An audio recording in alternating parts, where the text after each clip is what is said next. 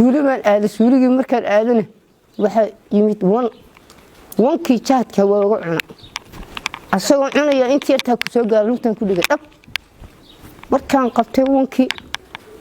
waxaan iri wankan yaa wax iga sii waa lagu qosqoslay sicigaan wada aadaynahanida anigu waxaan ahay wiil Soomaaliyeed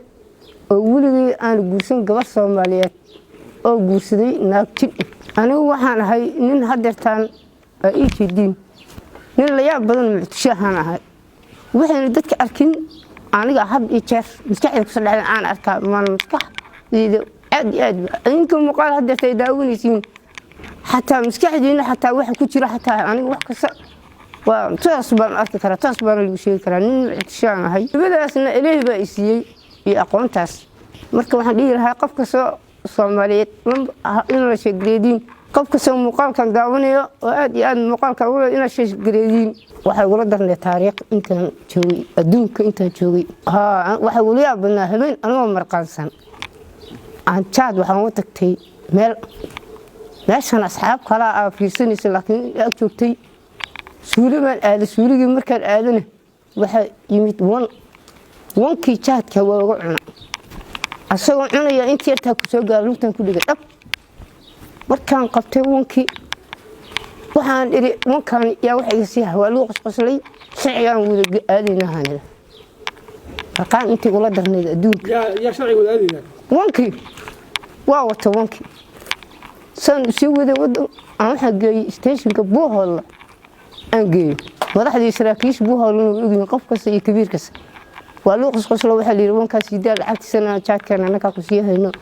waka sahliyay marqaanka adduunka iga cadad ma ahan stationka ugu dambeeya ah marqaan wata arintaas ay ugu dhacay inta adduunka joogay aniga waxaan ahay wiil Soomaaliyeed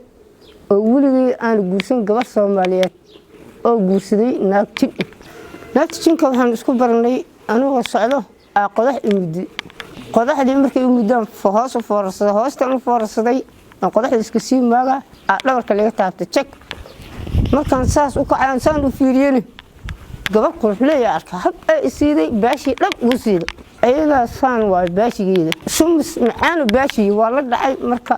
sidii aan guursaday waxay geeyeen magaalo shidan dadka kale uma jeedaan laakiin anigu waa arkaa soo istaag bay leedahay gacanta way istaagaya wixii hore qaday waa israacayna meeshii ay rabtay markaas geynaysaa anigu markaas aan maqansanahay habeenka soo waxaan jecelahay 60 kiiloomitir inaan lugeeyo sida aan u lugeeyahay inaan xaaskayga oo jaceylka oo jinka inaan ula tago baawuratan aan raaco waxaan aqoonsaa lugtaas bis ay jeceshahay waxa u joogo laba shay oo ilma oo nin kale oo jin ay u dhashay laakiin aniga iga caashaqay labadaas jinkaan ilmahan waa caadi haddii shay garay waayeen muctashideeda ay arkiin oo bedelan oga afam xariik ma salaamay ya afam xariik ma salaamay salaam naaji indeenaaji